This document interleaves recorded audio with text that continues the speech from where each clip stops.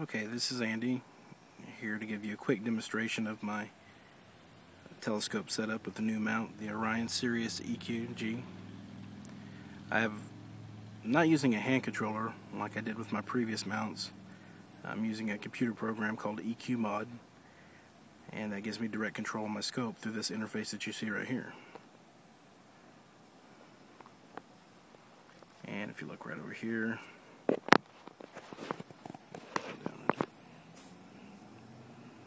have all my slew controls. Pretty much every aspect of the mount I can control from this panel. Parking and unparking to home position. Side information, this is my current latitude, longitude, and elevation. Alignment and sync, I currently have 3 sync points. Now the way you handle your alignment is through program called, well, it's French, so I won't even pretend to butcher it. It's called CDC, and it's a planetarium software that you do your aligning and syncing off of, and ultimately your go-to and slewing from. Over here you have your EQASCOM pulse guide settings for an autoguider setup, which is next on my list.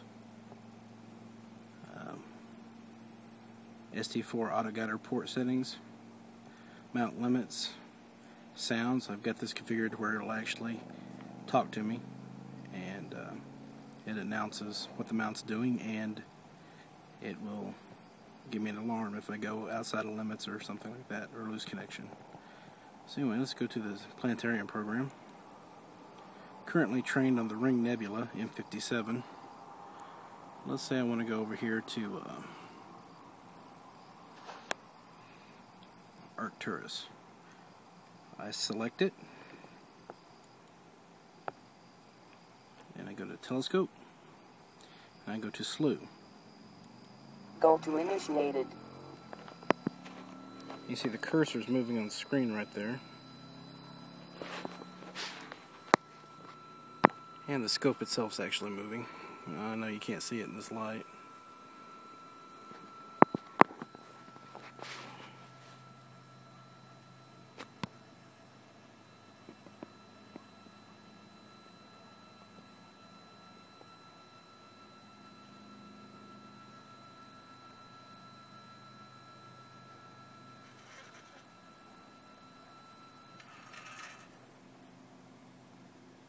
Targeting completed. Now, when you look through the eyepiece, which I'm not going to try with this video camera on my iPhone, Arcturus should be centered pretty much dead in the middle, in the center of the field of view there. I use 3 align points. You can use more, but I've been really surprised at the accuracy I've gotten with this, and I'm very happy with this setup.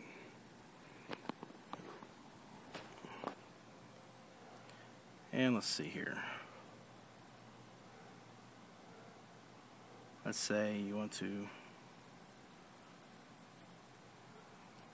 slew back to Vega. Is the moon behind the tree? Yep. So we'll just do another go-to from Vega.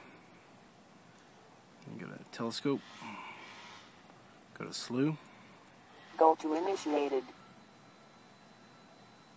Sounds like my neighbor's either running one of those little mini motorcycles or a weed eater.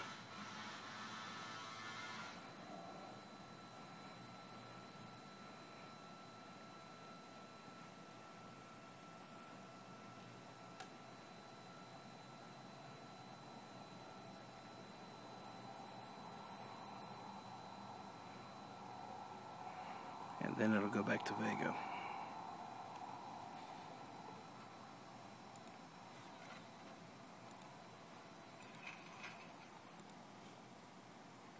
Targeting completed. And when you're done for the night, you can just go down here to park. And we'll park the scope to the home position. Parking the telescope. Please keep clear.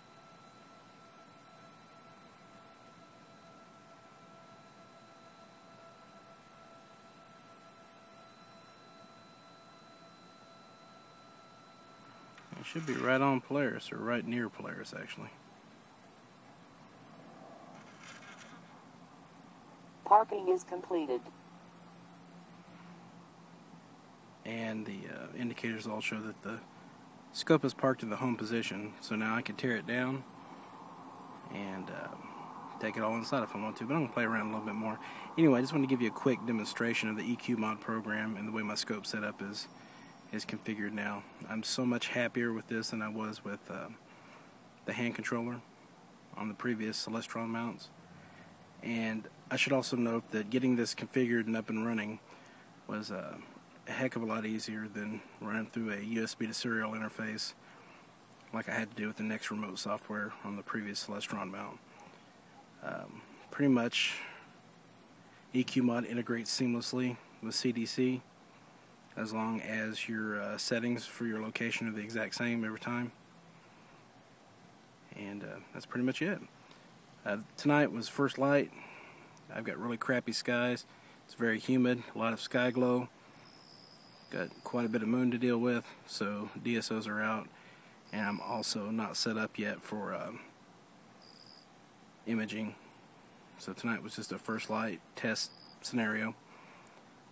Don't plan on doing any imaging at all tonight. I also have a netbook that I'm trying to get configured to run EQMOD and CDC together, so that will be my scope control while I use this laptop for imaging. Anyway, hope you enjoyed the video, and I'm going to play around a little bit more. Thank you.